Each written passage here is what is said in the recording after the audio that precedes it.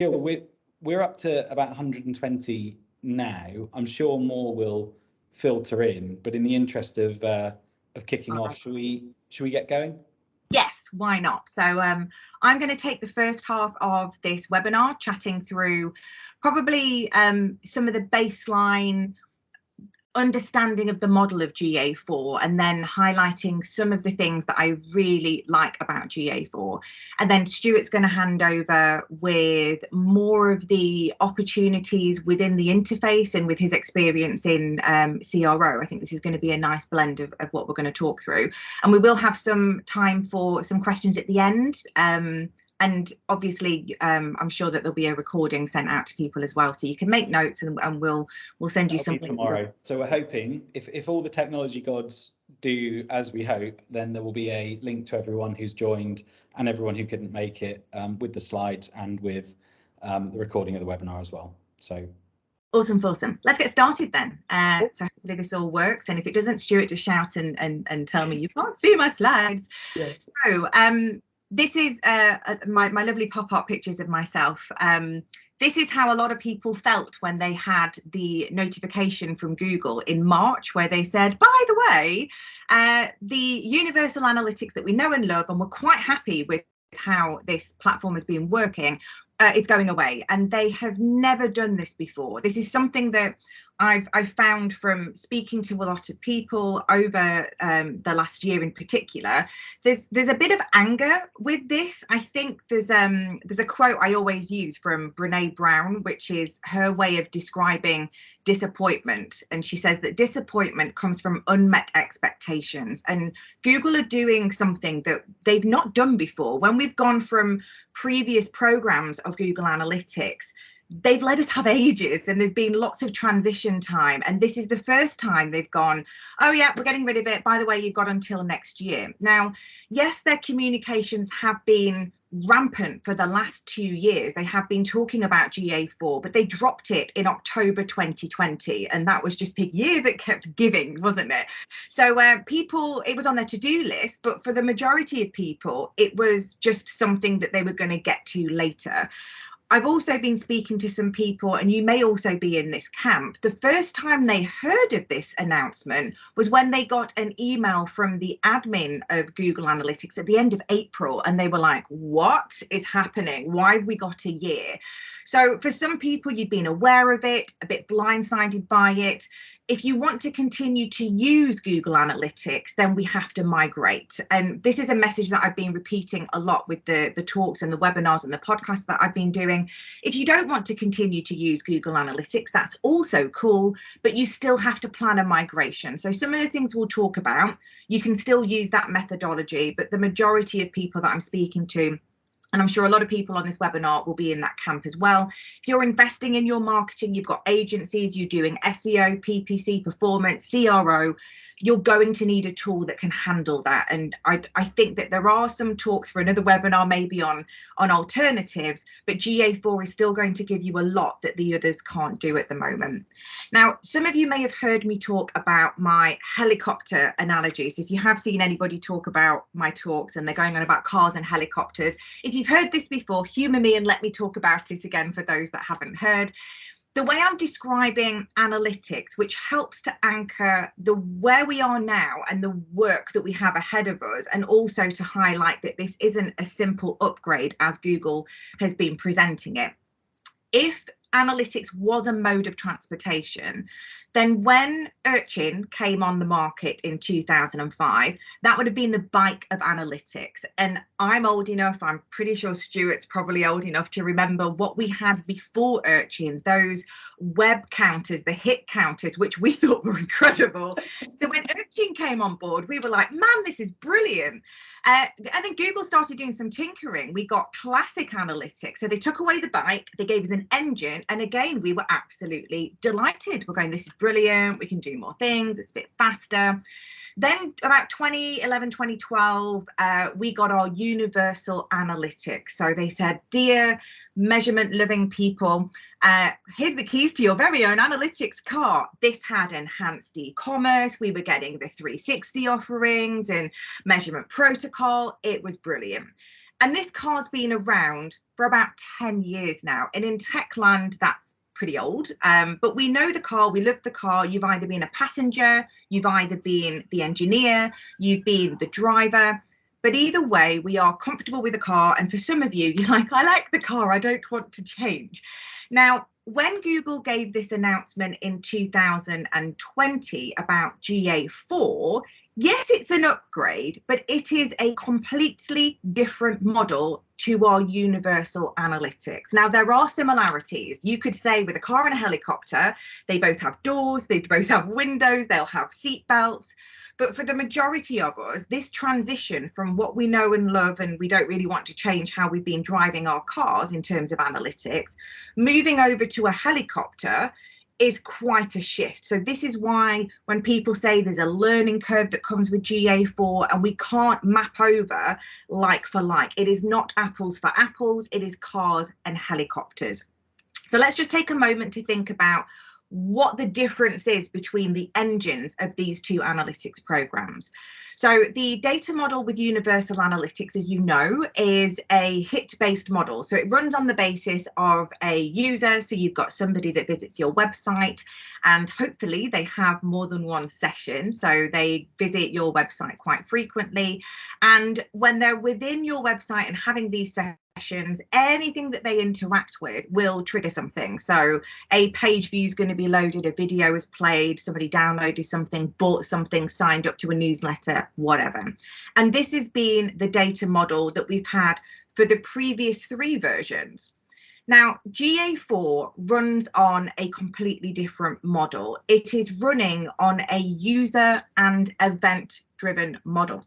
Now, this is the result of Firebase. So Google had their product for tracking apps. They then modeled this to a not so excitingly named web and app, which was then rebranded to GA4. And I think next year they'll just start calling it Google Analytics again. But we've adopted this Firebase model, which was all event-based. Now, this is a good thing, I think, with GA4, because there are things that we couldn't do in Universal Analytics because of that data model, because of the way the schema was built into that program. What we have in GA4 is a much greater flexible model than we've had before. Now, when we talk about events, a lot of people that I've been talking to, your mind is going straight to the events that we have in Universal Analytics. Now, I've done a lot of audits and I still get not the best event tracking. I'm sure Stuart has seen some interesting ones as well, but best practice, the events that you have in your behavior reports are additional things you want Google to track that doesn't come out of the box. Now, you would typically have a category, which would be a big, broad bucket for something. You would have the actions that would sit under that category, which would be the doing, played the video, paused the video, stopped the video. And then the label gave some context to the thing they just did, so the name of the video. I still see audits where I have category, ecom, action, added to basket, label, not set. And you're like, really? Okay, so we've got a different model in the car, user, sessions and hits. We're used to events being category, action and label. The event model in GA4 is slightly different because everything is an event, and we have to remember that analytics is a computer program, and computer programs are very rigid and black and white in the way that they've been built. So our events now need to be all lowercase with an underscore to separate things. And the way that we've developed this model, we now have an event name, and then you have a number of parameters, and those parameters will have a value assigned to them. Now, this for me is still taking some rewiring of my brain because I've used GA for so long. It's really weird to think of a page view as a hit, as an event instead of a hit. But you kind of get used to it the more that you use it.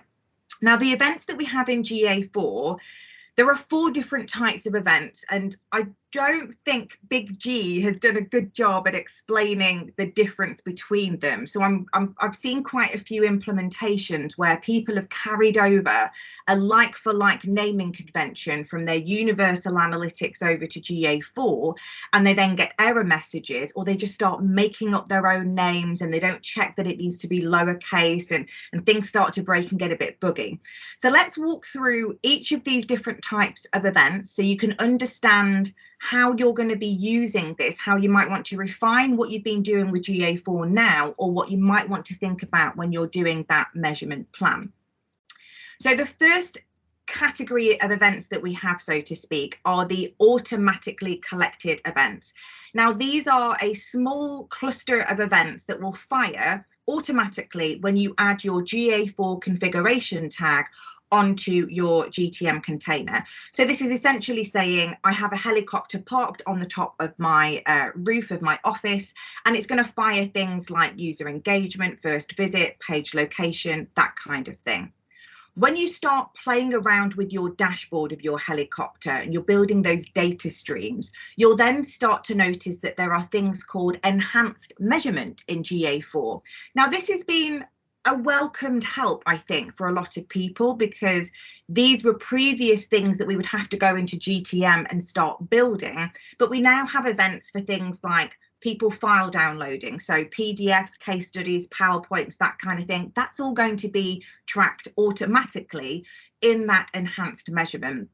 There is a very stupidly named event called Click, and this event is tracking outbound links. So anytime you see the event name Click, and there'll be a number of parameters that sit underneath that event name, it will track things like telephone numbers, email addresses, because they're technically an outbound link on your website. If people are going to Trustpilot or your social media profiles, this is all going to be tracked now out of the box, so to speak. So we have the auto and the enhanced that come pretty much pre-built in with your configuration. Outside of that, you have recommended events. Now, Google has provided a list of predefined event names and parameters that they would like us to use for things like e-commerce and lead generation, signing up, creating leads, like logging into systems, that kind of thing. Now, what's important here is some of you might go, well, I don't like the names. And I'll agree with you. I hate the name generate_lead for my forms. But if we don't use the naming convention that Google has provided, then the computer program is going to break for you. There are some pre-built reports like the monetization reports in e-commerce. And if you're not using the GA4 event names, then those reports are not going to start to populate. So we have what comes out of the box, and then we have some predefined names for things that we might want to customize for our particular setup. Anything that doesn't fit in those three settings would be a custom event. So that's basically saying it doesn't belong, or there isn't anything I could use in the previous three. An example of these custom events could be things like Calendly booking. So I've got lots of clients that have those very helpful features on their website where I can book appointments with people. There might be a live chat. There was a couple of examples where they needed people to upload documents for some form of verification. And there was nothing for those types of behavior activities that I wanted to track that fit into recommended, enhanced, or automatic. Now, when we're thinking about this measurement plan for GA4, I would like you to now think of these events as parent categories, and these parents are people, and we are made up of DNA, event DNA. So the helix of our event DNA in GA4, you have an event name, you have a maximum of 25 parameters per event, and we can't write an essay. This helix string is only so long.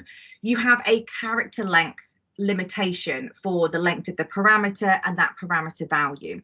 Now, if we're thinking about this in terms of physical parent categories where they have DNA embodied in all of them, they're all using the same structure, but the values of those different parameters are going to vary depending on the parents. Now, an example of this, of the DNA that we would find, that file download that I mentioned earlier, there's a cluster of parameters that sit underneath that file download. And an example of those parameter values could be the file extension, it's a PDF, the file URL, which would be that long string that we normally get with the /PDF, and then maybe the call to action that they clicked on, the link text to drive them to download that particular document. Then you've got things like the page view. Now, this is still where I'm using a checklist, and if anybody wants a copy of this, then reach out to me. I'm more than happy to share it. I still have a go-to checklist because, as I said, there's some neuroplasticity that needs to happen, that the names of things in Universal Analytics, the car, has a different name in GA4. One being page_location is now the parameter to understand what the URI is. And I couldn't find it the first time I logged into GA4 because I'm used to pages and landing pages. It's just trying to get that working in your brain a little bit more. Now, with the recommended events, this is how I've been approaching it. Obviously, you can do your own thing. When you look at the recommended naming convention that they have for lead generation, this is the annoying generate_lead that they have.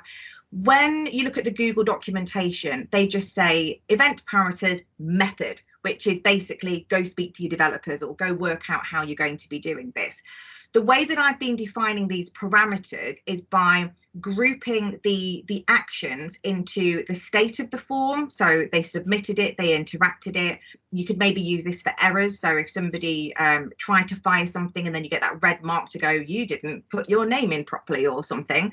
And then the form name, because you probably have more than one form, and then how they interacted with those different field types. Now, don't put any personal identifiable information in. You're not going to pull out somebody's email address and their name, but you want to know how far they get through these forms, because that's a really good point and use case for things like A/B testing to understand the usability of what's happening.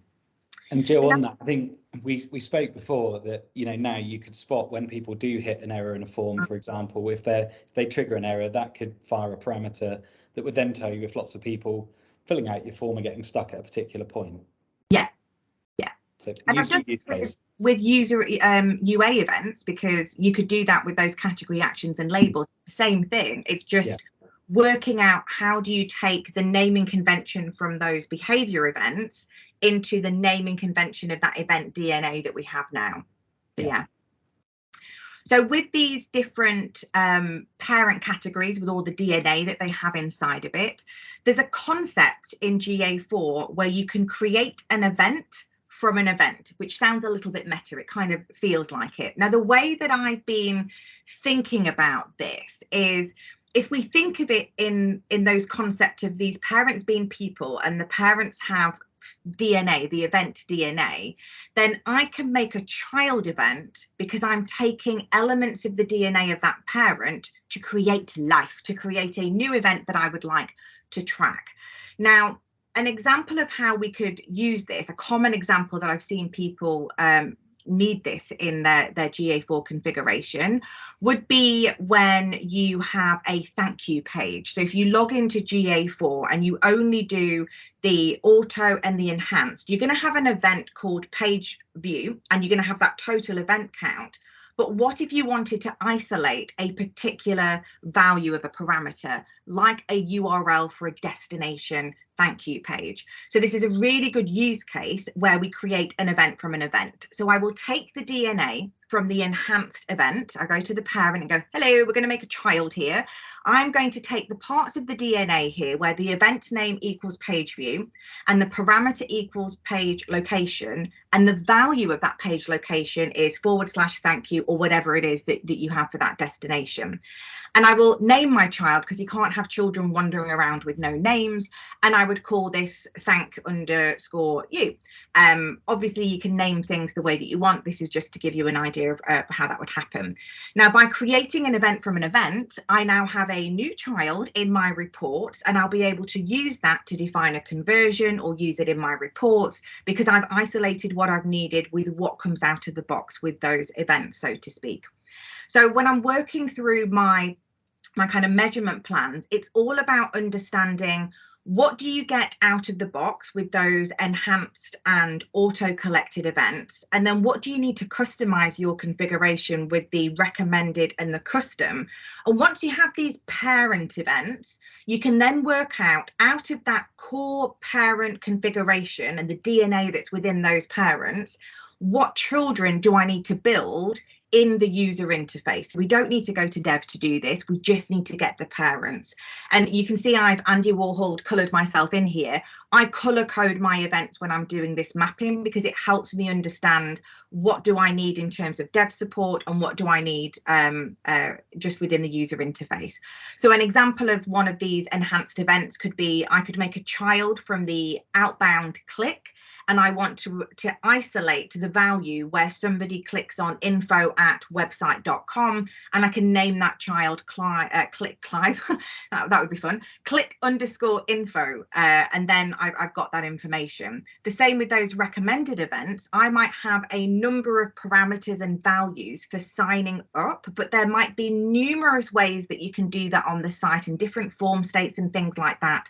I could create a child using the DNA of that recommended event and then isolate that parameter with a name of it was the newsletter sign up, an account created, that kind of thing. So we've gone through some of the concepts now of understanding that there are some things we can do that I'm going to talk about now, the things I love, some of the things that you can't do in the car. So it is an upgrade, but the way that GA's been positioned has been a little bit, I'd probably say unfair by saying, you know, it's an upgrade, just click on this button. You're not taking my crappy car where my kids have demolished the back and there's raisins that I just can't seem to get rid of when you give them snacks, and give me a Tesla that's nice and clean. You've taken my car away and you've plonked a helicopter on the top of my office. And I'm like, cheers, Google. That's not what I thought was part of this deal here. So understanding that this is a big shift and we do have to get this data model, give it a bit of credit and understand how it works. And because it's an event-driven model, it goes without saying that the success of that GA4 configuration is going to completely lie in how well you've defined those events. And once you understand the concept of those events with the DNA, you can then start building all of these children, those child events, so that you can further define and get those points of data that you really want. Now, there are lots and lots of things in GA4. I could literally talk about it for hours and hours and hours, but some of the things that I really like that I think you, the audience, would like are things like this. Audiences. Now, audiences in GA4, I've said this a number of times, I really think they are the star of GA4. Now, audiences work the same way that you would have assumed with universal analytics. You could use audiences in your paid media campaigns when you're thinking about your performance and what you're doing. But audiences in GA4 can also be used as segments. It can also be used in your analysis, and we're going to talk a little bit at the end. You can use these audiences to make an event. So we have the ability to blend and model things that were just not possible in universal analytics. One thing that GA4 has, which I think they've done a brilliant job of, is the concept of time. They have an event firing in the background that is counting in microseconds what's going on your website. Now, for a long time, I hate bounce rate for a number of reasons. I hate time on page because it's like, well, page A, page B, what's the difference between the two? It's been really difficult to understand what people did, how often they did it. Because we've got a different concept of time in GA4, we can start building audiences where you say, show me people, show me my users that started on a page on your website, the home page, a campaign page, a product page.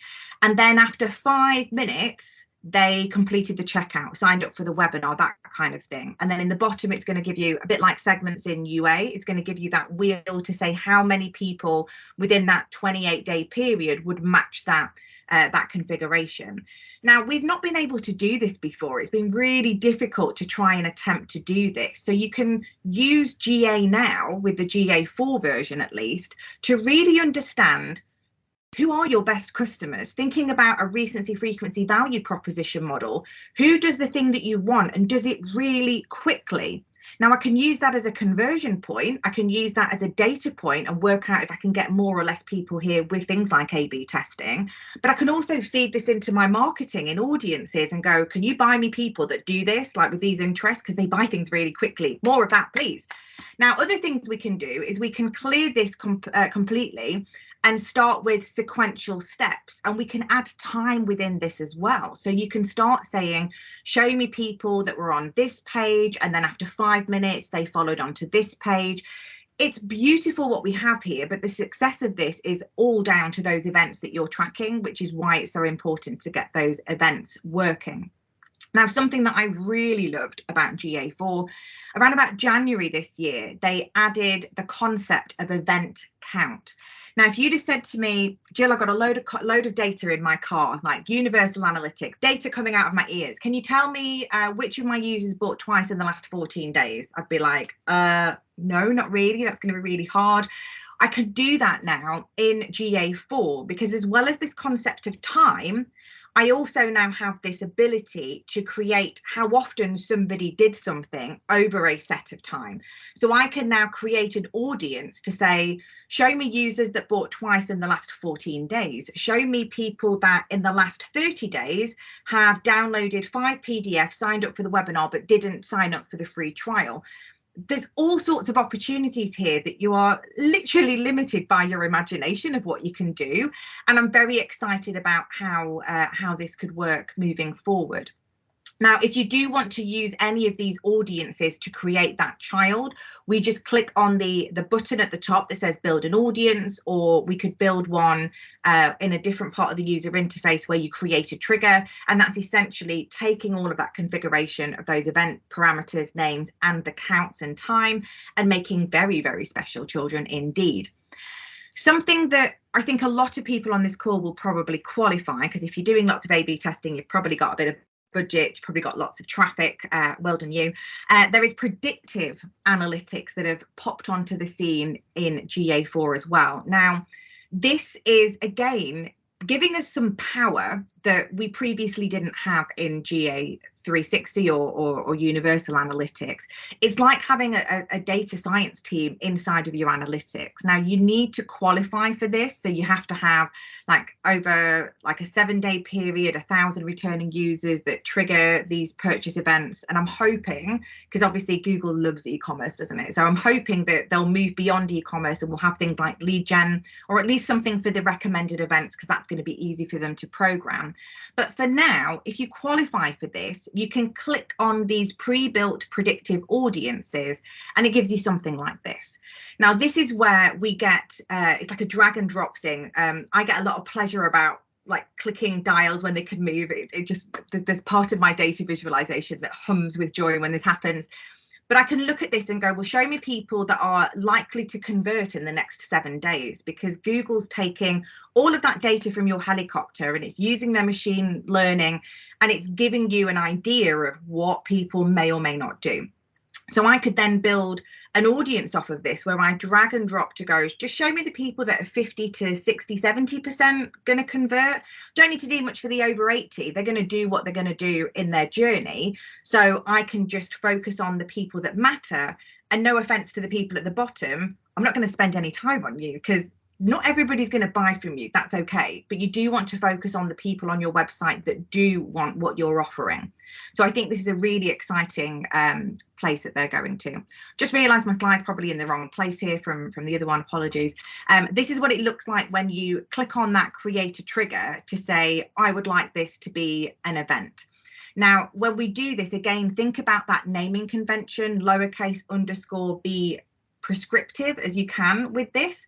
But this for me is that test tube babies. So I can build children where I isolate a URL for a thank you page, or I might isolate a telephone number or an email address.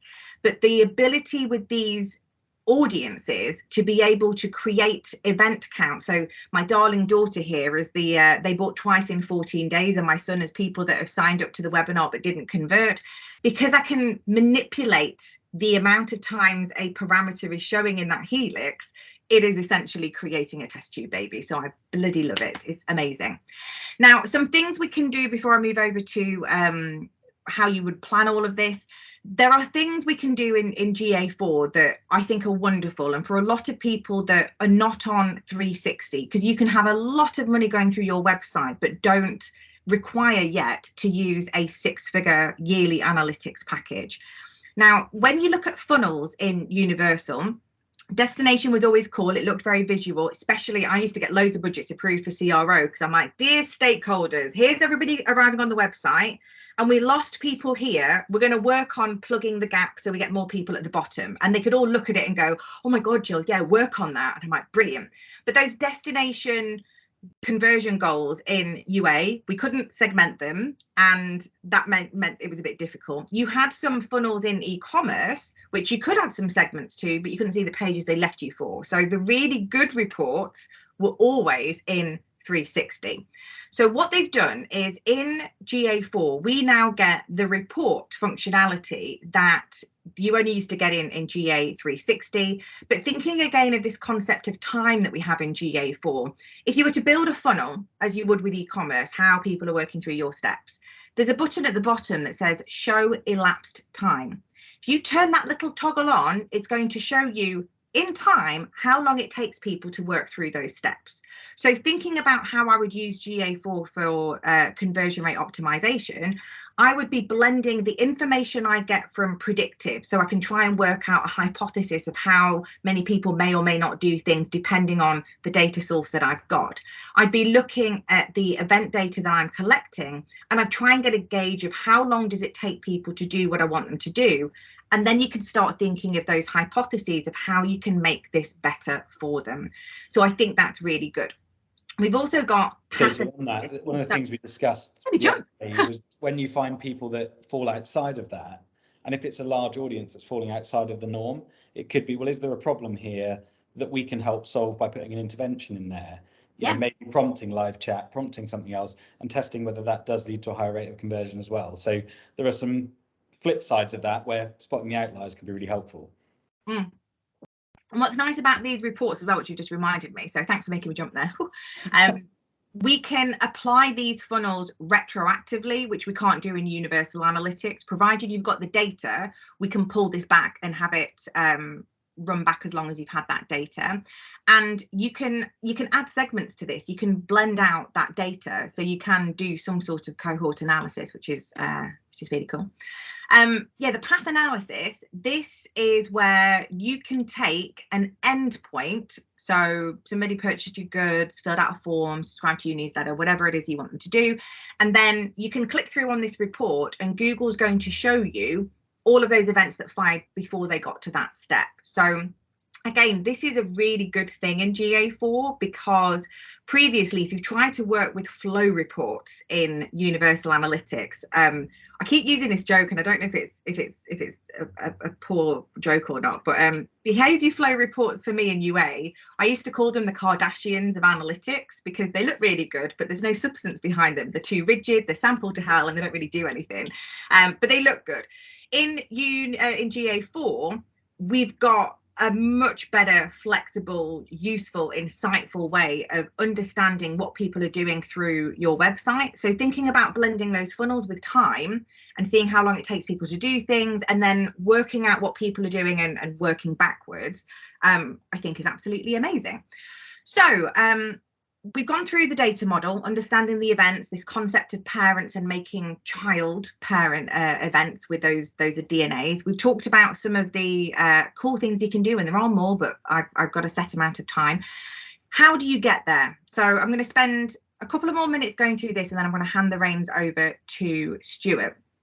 Obviously, this is work. A lot of people that I've spoken to, it's not an upgrade. They think it's a case of, well, we put the code on. Stuart was talking about this to me the other day, weren't we? Where they're going, we've done it. We've put the code on the site. It's working. And I'm like, have you configured the data stream? No. Have you made any events in the user? No. Have you done any of the? No. I'm like, okay, you're in a shock next year if you log in and go, so let's fly the helicopter, and you realize there's no fuel. You can't drive or fly anywhere, I should say. So navigating this change is going to take some time. but you want to break it up into phases. So start with a situation analysis. This is something that Stuart's going to mention in his talk, but you want to focus on your current state of play to understand your confidence in the data and how have you currently set up your analytics, and then working on that GA4 roadmap where you're using the car still as your primary analytics, but at some point you are going to have to switch over to GA4, least of all because they're setting the car on fire 1st of July 2023. And because everything is being thrown at this helicopter, the car is not being serviced anymore. There's no MOT, there's no engineers, things are going to start to break. So we need to start now. If you haven't started your GA4 journey, please start. What I like is, as I said, to break things down into tasks that we can do it in small chunks, because if you try and do all of it in one go, you're going to cry. Now, phase one for me is all about getting the baseline minimum GA4 configuration to run alongside your universal analytics. So this is about getting your admin settings in order. You're going to be looking at those auto and enhanced events, and then thinking about what can I make within that user interface. So conversions or goals around thank you pages, file downloads, YouTube enabled videos, that kind of thing. You can do quite a lot within that phase one configuration. So it's a really good start. And that's where most people are, Jill. I think that's, yeah, a lot of people but they haven't even tinkered with the engine. But a lot of people are still at this phase one part where they've just popped the code on, or they maybe just click to say, yes, I'd like a GA4 property. There's a few more jobs that go with it, and that's why you need to understand your car, because if you've got referral exclusions, then you need to map those referral exclusions to the helicopter, because it has the same impact on the data. So it's worthwhile checking what you're doing and what you need to do for this helicopter. The phase two bit for me is where the bulk of my work is, when I'm doing measurement plans and we're briefing developers, because you have to do that strategic thinking about those recommended events and custom events, and then what children do you need to make with that data, because you need to further enhance that data collection for your business model, for that website objectives. So this is where you're going to be focusing on e-commerce events and those lead generation parts as well. Once you have that data flowing into your account, you can start to use it. So you can start to compare and review reports. You can build those funnels and the path analysis, maybe even try out some of those audiences. But you're starting to use the insights alongside universal analytics, but you're dipping into the helicopter. You're getting a bit more familiar with it, because at some point that helicopter is going to be the only thing you've got for that data source. After a few months of run on from this, we then get to the enhanced stage. So this is where you are further defining any of the blind spots. You are maybe thinking about edging into the BigQuery of things, which we will not cover at the moment. But there's a lot we can do in the phase 4 bit, where if Google announces something new, then it's going to start to show up for it. And that's pretty much it from me for now. I think I've gone 2 minutes over, Stuart. So as you'll have noticed, Jill is very good at design, and I have absolutely zero skill whatsoever. So I've taken her analogy and I've tried to use the best free stock imagery that I can find. So apologies. I guess really my part in this is trying to help you debunk some of the truths and myths, but more importantly, to say, well, why is GA data important? And ultimately, why should I care? And I think over the last 10 years, since we've had UA, more and more business functions are relying on UA data and are affected by the data that comes through from Google Analytics. And that can be marketing, it can be sales, it can be revenue forecasting, it can be new product development, it can be your agencies. And to a greater or lesser extent, it can be finance teams. There are all sorts of people that may have an interest in your GA data. The point here is that the source of many business and experimentation hypotheses, when we're going back to the conversion piece, are derived from GA data, rightly or wrongly.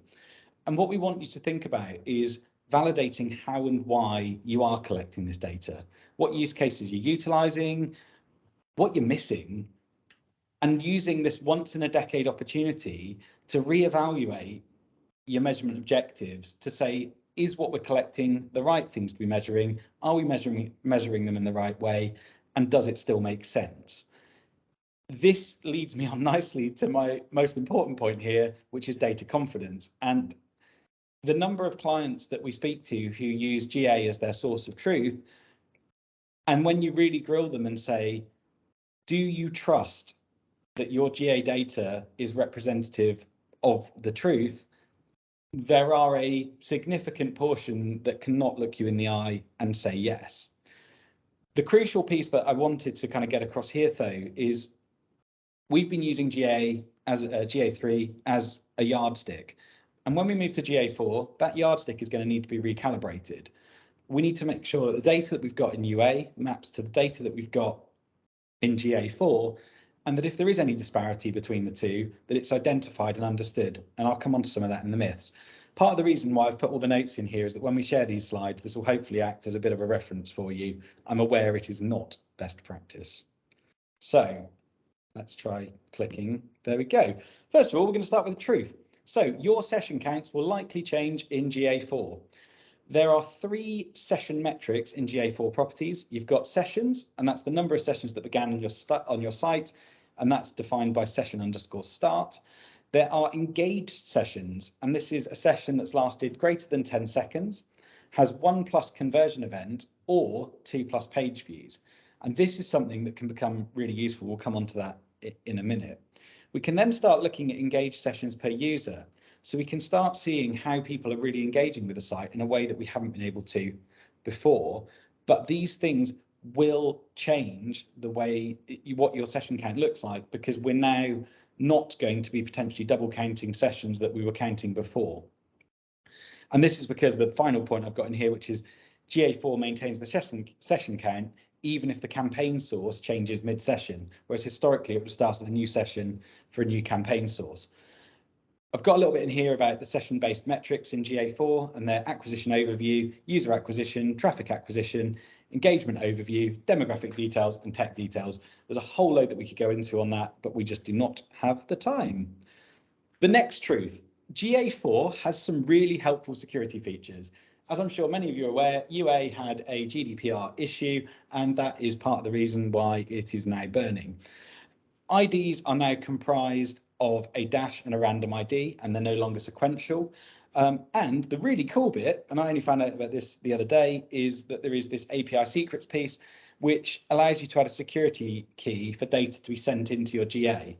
So that can be, it's much harder to guess, and it can be a lot more secure to outside actors. Let's not name who they are. IPs are also truncated now, so GA4 data is stored on EU servers, which is the GDPR and information security win that has caused many of our clients to consider migrating to Fathom, Matomo, or some of the other available analytics platforms. Myths. You do not have conversion rates in GA4. Now, when I started writing these slides, that was a truth, soon to be a myth, as Bryce Calvo found this concept of conversion rate hidden in some API documentation a few weeks ago. And as of last Tuesday, I think, Jill, it is now in the product too. To roll out, yeah. I mean, I've only seen it in a friend's account. Yeah. It's like they're going through everything, but it is now slowly starting to roll out into everybody's GA4 account that those beloved conversion rates are coming. They're coming. They're coming, and it's for this audience, I think probably the biggest sigh of relief that this is now a myth and no longer a truth, soon to be a myth. It would be my expectation. So the other thing to think about is that in terms of engagement, you've got conversions built into the tool, 30 of them, but they are event count totals. And the way that I would think of these is more of a micro conversion. The bad news, or good news, depending on how you look at it, is that bounce rate is back. And the way to think about bounce rate in GA4 is that it is the inverse of engagement and engaged sessions. So it can actually be quite useful, but there is an education piece because it's not the same as exit rate. So there may be pages that you want people to bounce from to another page, and having a high bounce rate there would actually be quite useful. If it was a page that you were expecting high engagement on and there was a high bounce rate, that could actually be quite negative. So it's just getting people to see that bounce is the opposite of engagement. Data is only retained for 2 months. if I were to be bought a coffee for every time that I've had this conversation with someone, I would be buzzing on caffeine. Default retention is set to 2 months in the tool, but in the free version of GA4, you can very easily set that to be 14 months. And if you use the paid version, it can be much longer. What it's worth mentioning is that it only affects exploration reports. And the crucial thing here is that you can do year-on-year reporting, which was one of the reasons that some of our people I was talking to were considering moving away from GA4 because they believed they were losing this ability. We had a conversation. They're now less set on moving away from GA4. I think the crucial bit here, though, is that you can still do comparisons in standard reports, but, and this is the big but, and this is something we'll come on to again later, these will only work from the point you collect the data. And that requires setup, and this cannot be applied retroactively. So you need to be thinking now what you're going to want to do comparison-wise and start collecting those data points. Myth: I can't see pages by URL, and now I have to use title tags. So within pages and screens, unfortunately, the default view, for reasons best known to Google, has been set to use title tag. Again, Jill, let's not share any horror stories, but I can think of countless sites that title tags are not as tidy as they could have been. Yeah. And it might be a way of Google prompting us to say, get your title tags in order. But in the meantime, we can just switch to page path and screen class, which will give you the URL path that we've all been used to using for so long. The most crucial things, however, are some things that Google have given to us in this view. And for the first time, you can see users next to page views, which is unbelievably useful. And you can report on total users and how many new users are visiting a page, which again can be extremely helpful for those working in experimentation. Additionally, you'll see up in the top right here of the image, you've now got a scatter graph view, so you can again very quickly spot outliers in your data, which is a quick way of allowing you to go and drill in. Next myth: acquisition is no longer reporting correctly. And I hate to say it, but your acquisition metrics will not match UA. User acquisition should really be referred to as new user acquisition, and you can see my lovely little eyes over new users. They are referring to new users. I don't really understand why they've called it user acquisition. It's just confusing.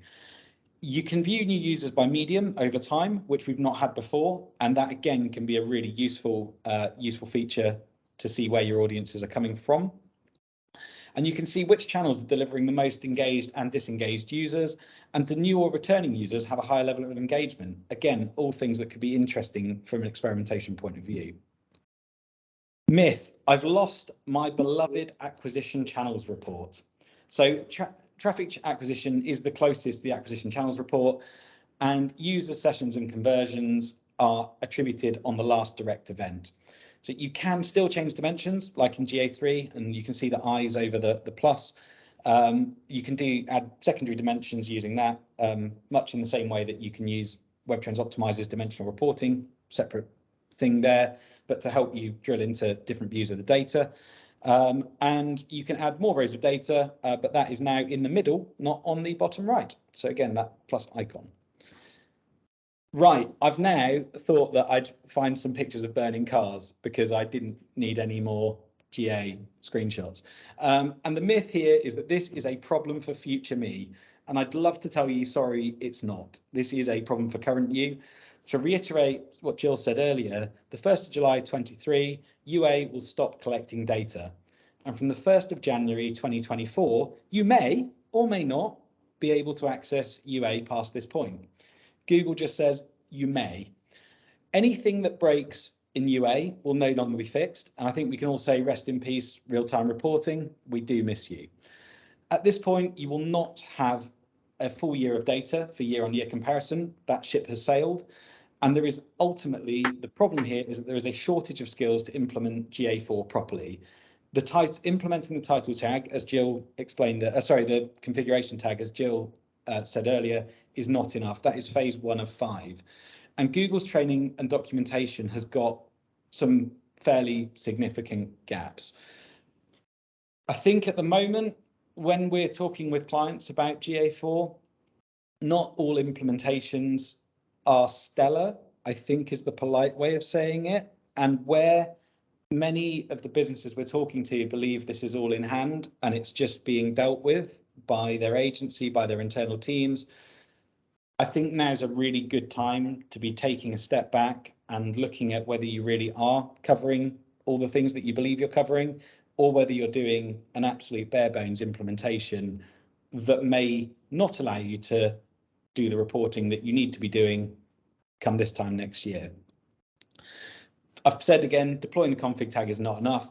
And at this point, you've got plenty of time to spot issues and rectify them, which goes back to calibrating your yardstick. Jill, I think in your plan, is it around phase 3 or phase 4 that you'd recommend swapping from UA to GA4 as the primary analytics source? Is that correct?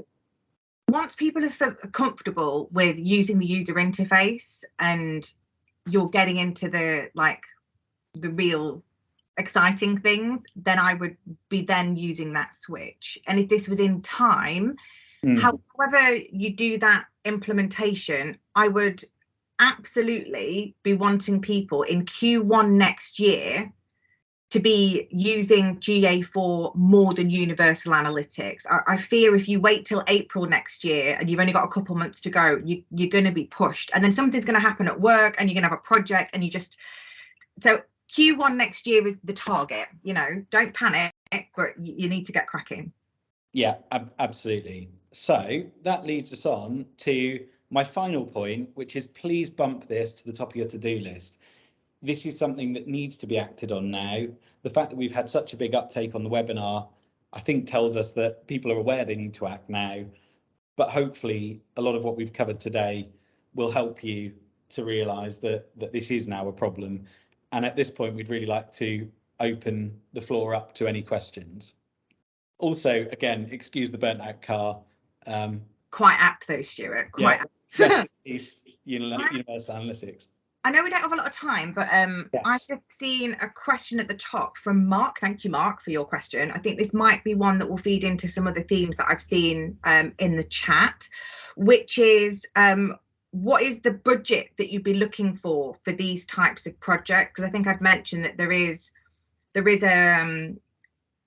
work to do on this, and you might have to go back to your pre-built budgets for this year and ask for more money to do things.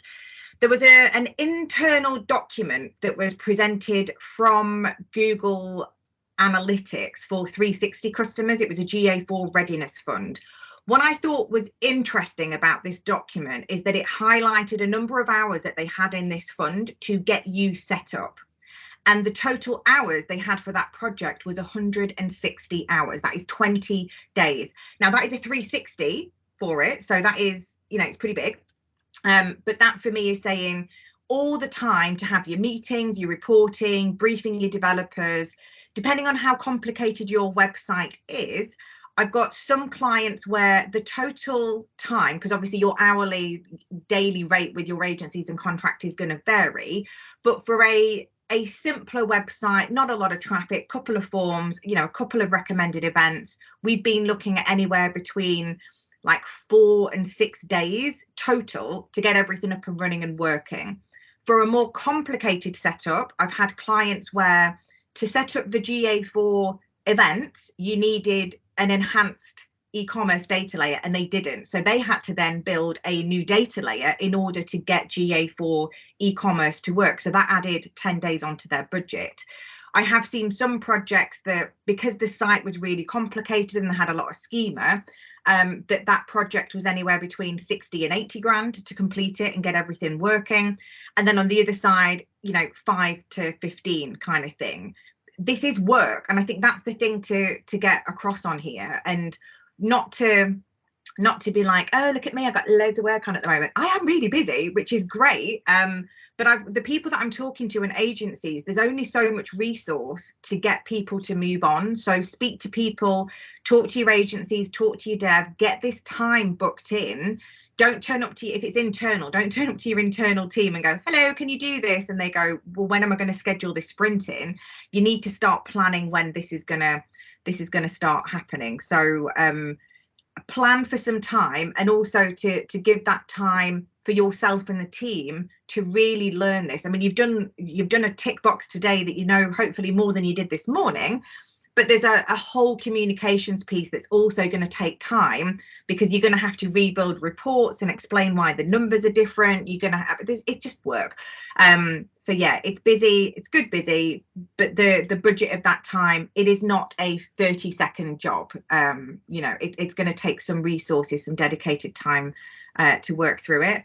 A few people had asked about so Jill, I can't see the questions. I've tried to fire this up on a separate laptop that's sat next to me, which is why I'm looking into the distance. I'm like a moderator here, like honorary Optimize person. Hope I do all this right. There were some other questions about my sheet. I think what I'm going to do, because I think I've got some alerts that people have been emailing me. Thank you for contacting me. I will give you, Stuart, a Google sheet, and then you can just give that to people that were at the webinar. So I've got a basic checklist of all the events, and then a checklist for the admin configuration. And I'm happy to share that, because that's at least a starting point on what you're doing. The follow-up link. So we're going to send an email out with the recording of the webinar. We'll put the slides in, and I'll put it as a link in that follow-up as well. Yeah. I'll pick one more question because we have got time. Yes. Will was asking, how are you managing with filtering bot and nuisance traffic? What I have found with GA4, the filters are slightly different, and I am hoping that the admin configuration will give us more flexibility in terms of identifying how we can filter and exclude and include and things like that, because it is a little bit different. Because of the way that GA4 is configured, previously there were some problems I had with accounts where, because of the wonderfulness of measurement protocol, you could push data into a universal analytics interface, and because it was sequential, 1234-1, 1234-2, you could get a whole load of crap that came into your website. And Stuart, I think you've mentioned this in the slides. Your numbers now are alphanumeric, and you've got a stream ID, and then you've got that measurement secret, which is kind of double authenticating, that it's going to make it harder to come in.